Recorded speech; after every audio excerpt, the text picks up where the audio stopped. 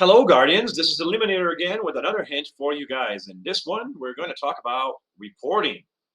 So, if you click on any of your classes, you can go to sessions and see all the previous sessions that ran for that class.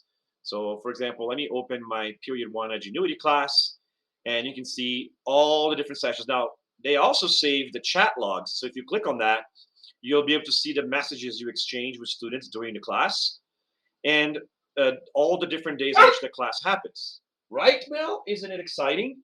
Now, the cool thing is if you click on the actual session, what you will see is a screen that shows all of the pages that they actually open. And if you click on any given page, you can see what tabs the student had open, at what time, how long they were in that tab, etc. So scrolling through it allows you to see if the student was actually present and doing what they were supposed to be doing. This is great for Edgenuity classes. And if you took screenshots because someone was off task and you wanted proof of that, they will show up right here on their screenshots during the class. And if you sent any commands like close screens or open tabs or anything like that, a log of those commands will also be listed here. But the really cool thing is that you can also access this through settings if you go to reporting and enable email session report. What that will do is send you a report with a summary of everybody that's in your class and what they have and have not done. Let's see how that looks like for one of my classes today.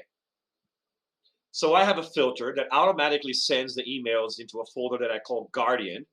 And then when I want to check it, I just come over here and check the session report. So here you can see when the session ran, what were the websites that most people were in. And it's good news, the majority of people were in Edgenuity related websites because this is an Edgenuity class, right? And you can also see on the next screen students that spent time in some websites, and you can see if they weren't logged in for very long, if they were logged in for a bad website, they will send you some main pointers to pay attention to, which is kind of nice. And from here, it will also send you a place where you can actually click on view timelines, and it goes back to that timeline. And so that's actually how I access the timeline every day when I want to see what the students have done or have not done, right? Be careful with the timeline because if it's many, many hours, it can be a very long timeline, and you can zoom in and zoom out to see the entire timeline up here on the left side if you want to as well, or get closer to see a specific time frame if you want to. All right. So I hope you find this helpful and that you use this reporting to check attendance, check if they're actually active, and see what websites they're doing, right?